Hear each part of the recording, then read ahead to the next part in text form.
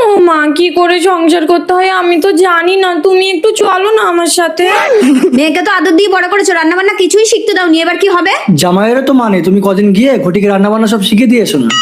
ভালো হবে, চলুন, আমার বাবাটাও একা থাকে। না মানে বাবাকে আর রান্না করতে হবে না তাই বলছি। ও আচ্ছা ঠিক আছে, তাহলে যাও। চলো বর। আরে বাবাকে প্রণাম করো। কলাটা ধরো তো, খাবে না? থাক থাক মা, পায়ে হাত দিতে নেই। বাবা। যা মা। গাড়িতে বসো। আর তুমি সাবধানে থাকবে, জামাইয়ের বাবার ঘরে যেন ঢুকবে না। ঠিক আছে চলো। বাবা বেরিয়ে এসে দেখো আমি বৌমা এনেছি।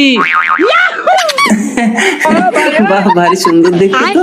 এটা আমার শাশুড়ি, ওই তো তোমার বৌমা। এই ঘটি, বাবাকে প্রণাম করো। এটা ধরো।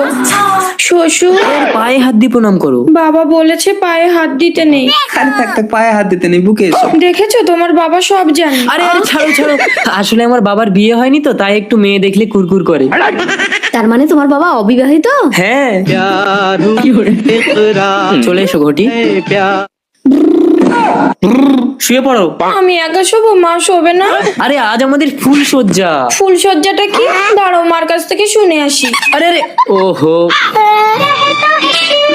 মা, কি রে? ফুলসজ্জাটা কি গো মা?